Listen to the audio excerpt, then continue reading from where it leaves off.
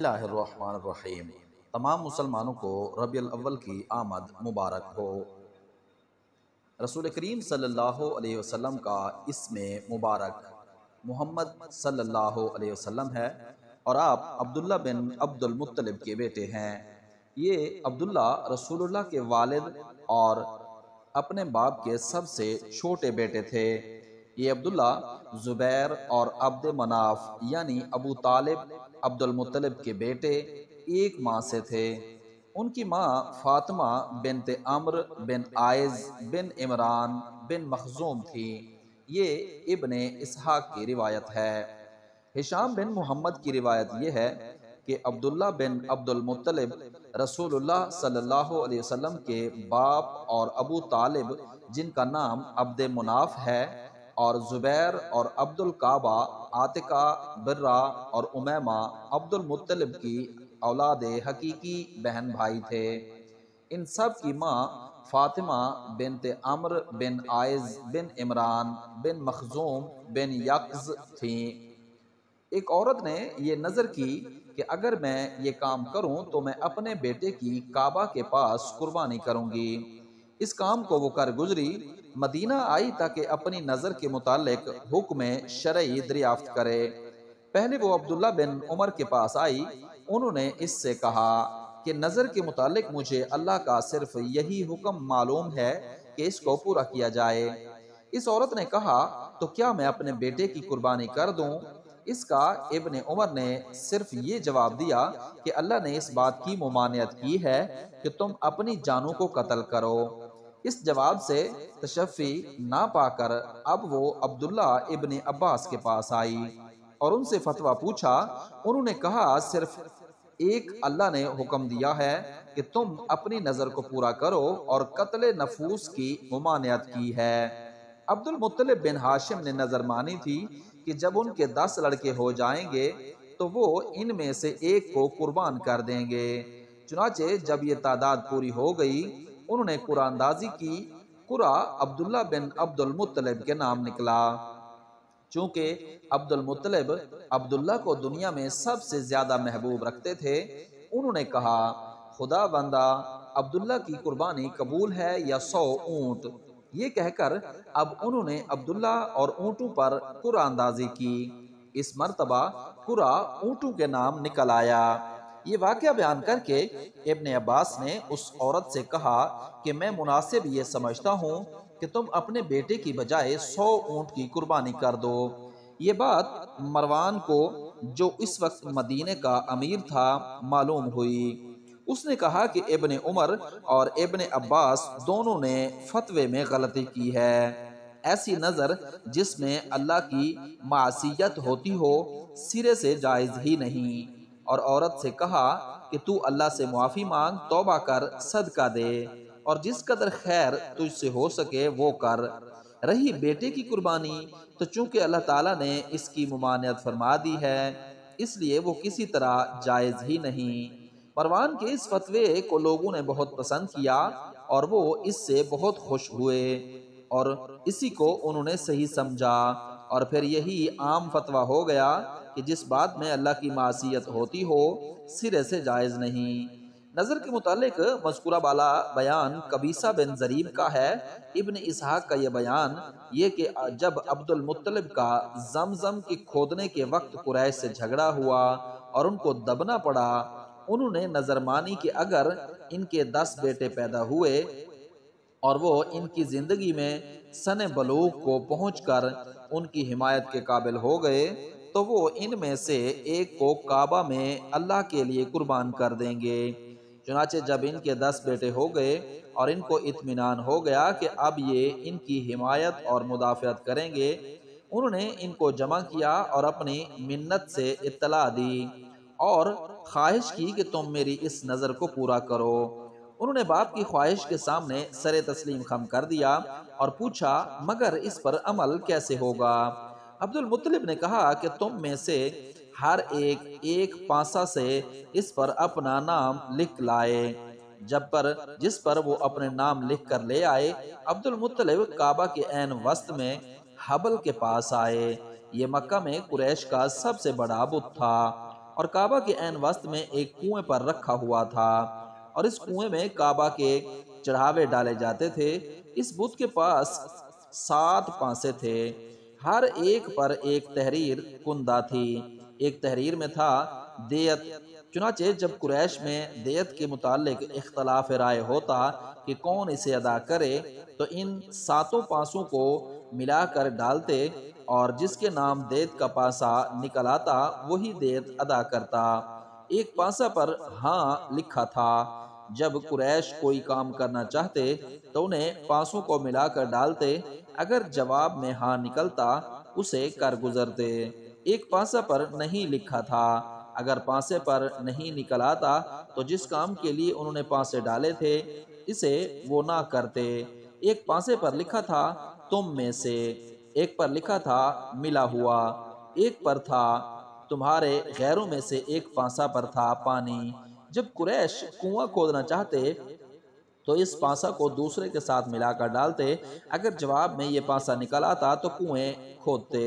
اس طرح جب قریش بچے کے ختنہ کرنا چاہتے یا نکاح کرنا چاہتے یا میت کو دفن کرنا چاہتے یا ان کو کسی کے نسب میں شک ہو جاتا تو وہ حبل کے پاس آتے، 100 درہم اور قربانی کے لیے بھیڑ بکریاں لے جاتے، ان کو پانسا پھینکنے والے کو دیتے، پھر اپنے اس آدمی کو جس کے متعلق حکم لینا ہوتا بت کے قریب لاتے، پھر کہتے اے ہمارے رب، یہ فلاں شخص ہے، ہم اس کے ساتھ یہ کرنا چاہتے ہیں، آپ حق بات ظاہر کر دیجئے۔ اس کے بعد وہ پانسا پھینکنے والے سے کہتے کہ اب پانسے ڈالو، وہ ڈال دیتا، اگر اس کے متعلق نکلتا کہ یہ تم میں سے ہے تو وہ نجیب شریف سمجھا جاتا، اگر نکلتا کہ یہ تمہارا غیر ہے تو اسے حلیف سمجھا جاتا، اور اگر ملا ہوا نکلتا تو اس کا نسب مشتبہ ہی رہتا، نہ وہ ان کا ہم نسب سمجھا جاتا اور نہ حلیف۔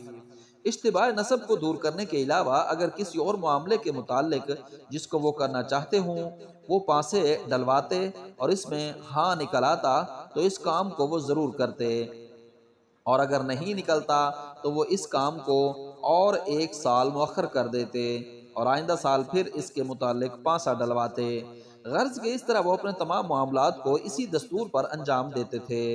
اجازت نکلتی کرتے، ممانعت آتی نہ کرتے۔ عبد المطلب نے پانسے والے سے کہا کہ میرے ان تمام بیٹوں کی قرآن اندازی کرو، اور اسے بتایا کہ میں نے ایسی نظر مانی ہے۔ اب ہر لڑکے نے اپنے نام کا پانسا اسے دے دیا۔ عبداللہ بن عبد المطلب اپنے باپ کے سب سے چھوٹے بیٹے تھے اور انہی کو وہ سب سے زیادہ چاہتے تھے۔ عبد المطلب کا خیال تھا کہ اگر پانسا ان کے نام نہ نکلا تو اس خوشی میں وہ ایک بڑی دعوت کریں گے۔ یہ عبداللہ رسول اللہ کے باپ تھے۔ جب پانسا ڈالنے والے نے ان کو ڈالنے کے لیے اٹھایا تو عبد المطلب کعبہ میں حبل کے پاس کھڑے ہو کر اللہ سے دعا کرنے لگے۔ پانسا ڈالنے والے نے پانسے ڈال دیے اور پانسا عبداللہ کے نام نکلا۔ عبد المطلب نے عبداللہ کا ہاتھ تھاما اور چھری اٹھائی، اور پھر وہ اصاف اور نائلہ کے پاس اسے ذبح کرنے آئے۔ یہ قریش کے وہ دونوں بت تھے جن کے پاس وہ قربانیاں کرتے تھے۔ اسے دیکھ کر قریش اپنی مجلس سے اٹھ کر عبد المطلب کے پاس آئے اور پوچھا کیا کرتے ہو؟ عبد المطلب نے کہا میں اسے ذبح کرتا ہوں۔ اس پر تمام قریش نے اور عبد المطلب کے دوسرے بیٹوں نے کہا جب تک آپ ان کے معاملے میں تمام بچاؤ کے ذرائع ختم نہ کر دیں ان کو ہرگز ذبح نہ کریں، کیونکہ اگر آپ نے اس وقت انہیں ذبح کر ڈالا تو یہ ایک بری مثال قائم ہو جائے گی، اور پھر ہر شخص اپنے بیٹے کو یہاں ذبح کر دیا کرے گا، اور لوگ کس طرح زندہ رہ سکیں گے؟ مغیرہ بن عبداللہ بن عمرو بن مخزوم نے، جس کے قبیلے کے یہ عبداللہ بھانجے تھے، کہا کہ جب تک چھٹکارے کی تمام صورتیں ناقابل عمل نہ ثابت ہوں تم ہرگز اسے ذبح نہ کرو، اگر ہمارے مال سے اس کا فدیہ ہو سکے تو ہم فدیہ دینے کے لیے آمادہ ہیں۔ قریش اور عبد المطلب کے بیٹوں نے بھی ان سے کہا کہ آپ ہرگز ذبح نہ کریں، اسے حجاز لے کر جائیں، وہاں ایک عارفہ عورت ہے، ایک جن اس کے تابع ہے، پہلے اس سے دریافت کر لیں، اس کے بعد آپ کو اختیار ہے، اگر وہ آپ کو اس کے ذبح کرنے کا حکم دے ذبح کر ڈالیں، اور اگر وہ اس سے بچنے کی کوئی اور صورت بتا دے تو آپ اسے قبول کر لیں۔ اس مشورے کے بعد وہ سب مکہ سے مدینہ آئے۔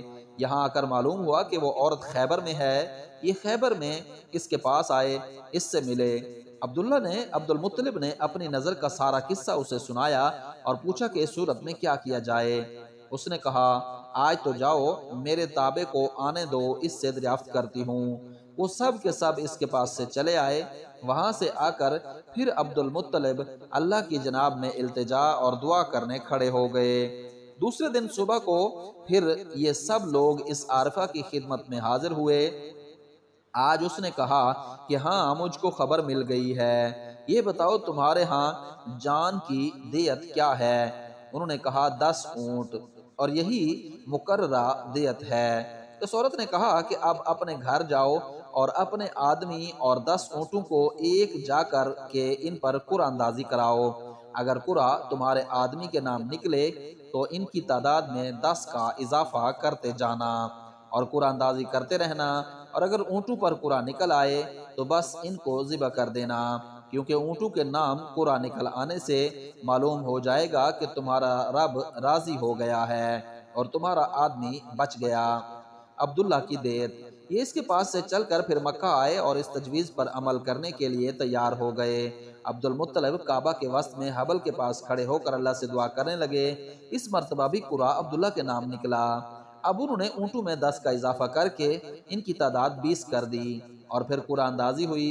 عبد المطلب پھر اللہ سے التجا کرنے کھڑے ہو گئے، مگر اس مرتبہ بھی قرعہ عبداللہ کے نام نکلا۔ اب پھر اونٹوں میں 10 کا اضافہ کر کے ان کی تعداد 30 کر دی گئی، اور پھر قرعہ اندازی ہوئی، اور ہر مرتبہ قرعہ عبداللہ کے نام آتا رہا، اور پھر اونٹوں میں 10 کا اضافہ کیا گیا، یہاں تک کہ 10 مرتبہ یہ عمل کیا گیا۔ اسی اثناء میں عبد المطلب برابر اللہ کی جناب میں اپنے بیٹے کی سلامتی کے لیے دعا کرتے رہے۔ آخر کار جب اونٹوں کی تعداد 100 تک پہنچ گئی اور قرعہ اندازی ہوئی تو اس مرتبہ قرعہ اونٹوں پر نکل آیا۔ قریش اور دوسرے حاضرین نے کہا عبد المطلب اب تمہارے رب کی رضا پوری ہو گئی، بس کرو۔ انہوں نے کہا میں ابھی نہیں مانتا جب تک میں 3 مرتبہ قرعہ اندازی نہ کر لوں گا، مجھے اطمینان نہ ہوگا۔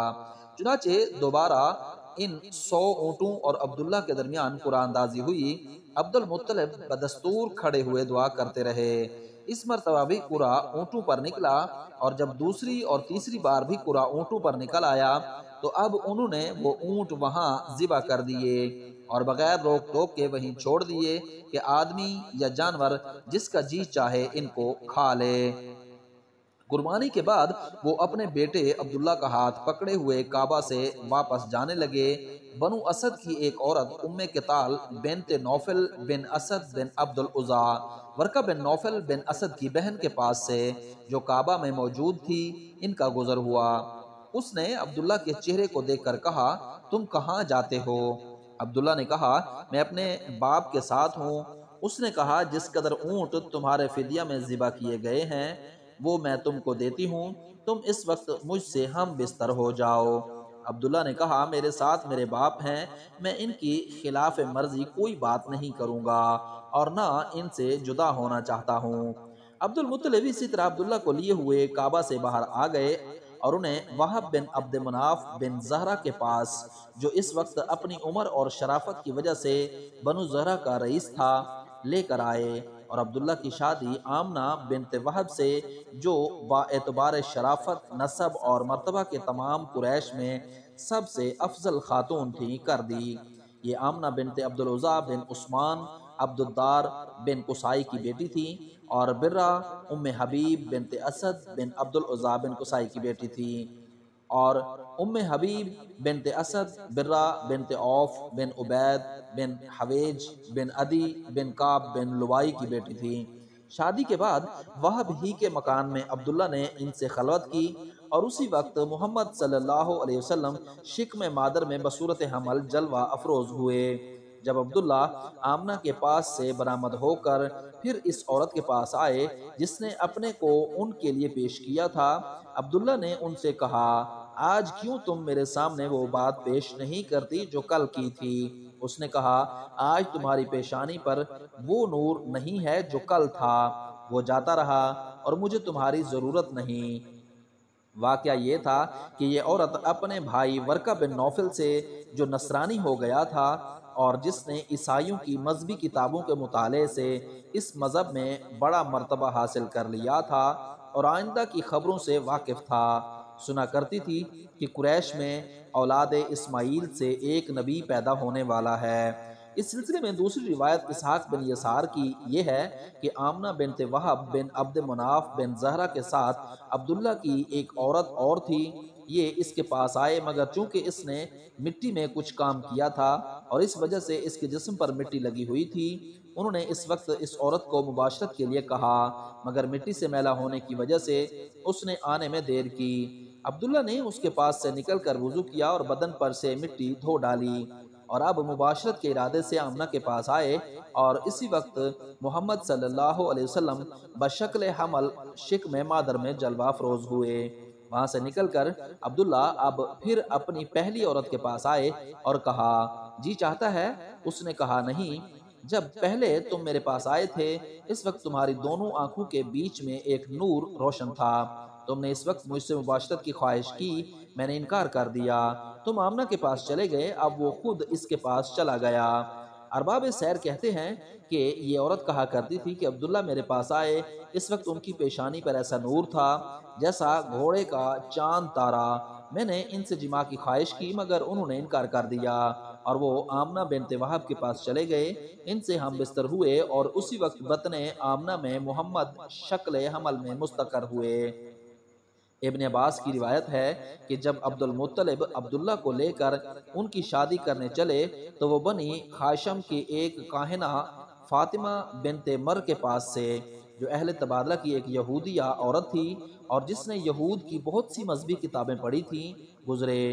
اس نے عبداللہ کے چہرے پر ایک خاص نور دیکھا اور اس سے کہا اے نوجوان، اگر تو اس وقت مجھ سے مباشرت کرتا ہے تو میں تجھے 100 اونٹ دیتی ہوں۔ عبداللہ نے کہا حرام ہو نہیں سکتا، اس سے موت اولا ہے اور حلال کی یہ شکل نہیں، لہٰذا جو تم چاہتی ہو وہ بات کیسے ہو۔ اس کے بعد انہوں نے یہ کہا کہ میں اس وقت اپنے باپ کے ساتھ ہوں اور کسی طرح ان کا ساتھ نہیں چھوڑ سکتا۔ عبد المطلب ان کو اپنے ساتھ لیے ہوئے چلے گئے اور انہوں نے آمنہ بنت وہب بن عبد مناف بن زہرہ سے عبداللہ کی شادی کر دی۔ 3 دن عبداللہ آمنہ کے پاس رہے، پھر پلٹے اور اب پھر اس خشعامیہ عورت کے پاس جس نے ان سے خواہش مباشرت کی تھی آئے اور کہا اب بھی اس بات کے لیے آمادہ ہو؟ اس نے کہا اے شریف، میں بدکار نہیں ہوں، میں نے تمہارے چہرے میں ایک نور دیکھا تھا، میری خواہش تھی کہ وہ نور مجھ میں آ جائے مگر اللہ کو یہ بات منظور نہ تھی کہ یہ سعادت مجھے نصیب ہو، اس نے جہاں مناسب سمجھا اسے ودعیت کر دیا۔ یہ بتاؤ یہاں سے جا کر تم نے کیا کیا؟ عبداللہ نے کہا میرے باپ نے میری شادی آمنہ بنت وہب سے کر دی اور میں 3 دن ان کے ساتھ مقیم رہا۔ اس پر فاطمہ بنت مر نے چند شعر بھی کہے۔ زہری کہتے ہیں کہ عبداللہ بن عبد المطلب تمام قریش میں سب سے زیادہ حسین آدمی تھے۔ کسی نے آمنہ بنت وہب سے ان کے حسن و جمال کی تعریف کی اور یہ بھی کہا اگر جی چاہے تو ان سے شادی کر لو۔ آمنہ نے عبداللہ سے شادی کی، عبداللہ نے ان سے مباشرت کی اور رسول اللہ ان کے بطن میں بشکل حمل مستقر ہوئے۔ اس کے بعد عبداللہ کے باپ نے ان کو ایک تجارتی قافلے کے ساتھ مدینہ بھیج دیا تاکہ وہاں سے کھجور لے کر آئیں۔ اسی سفر میں عبداللہ نے مدینہ میں انتقال کیا۔ جب ان کو واپس آنے میں دیر ہوئی، عبد المطلب نے اپنے بیٹے حارث کو ان کی خبر کے لیے بھیجا۔ ان کو مدینہ آ کر معلوم ہوا کہ عبداللہ کا انتقال ہو گیا، مگر واقعی کہتے ہیں کہ ہمارے نزدیک یہ بیان غلط ہے، اصل واقعہ وہی ہے جو ام بکر بنت المسعود نے بیان کیا ہے کہ عبد المطلب اپنے بیٹے عبداللہ کو لے کر وہب کے پاس آئے اور خود اپنے بیٹے کی شادی کی درخواست کی۔ چنانچہ ایک ہی مجلس میں دونوں کی شادیاں ہو گئیں۔ عبد المطلب کی شادی حالہ بنت عبد مناف بن زہر سے اور عبداللہ کی شادی آمنہ بنت وہب بن عبد مناف بن زہرہ سے ہوئی۔ باقی کہتے ہیں کہ ہم تمام ارباب سیر اس بات پر متفق ہیں کہ عبداللہ بن عبد المطلب قریش کے ایک قافلہ کے ساتھ شام سے مدینہ آئے، چونکہ وہ بیمار تھے اس لیے مدینہ میں ٹھہر گئے اور اسی قیام کے زمانے میں ان کا انتقال ہو گیا۔ اور نابغہ کے یا جیسا کہ یہ بھی بیان کیا گیا ہے تابعہ کے گھر کے اس چھوٹے حجرے میں جو اگر تم اس گھر میں اپنے بائیں جانب سے داخل ہوتا ہے ملتا ہے، دفن کر دیے گئے۔ اس خبر کے متعلق ہمارے ارباب سیر میں کوئی اختلاف نہیں۔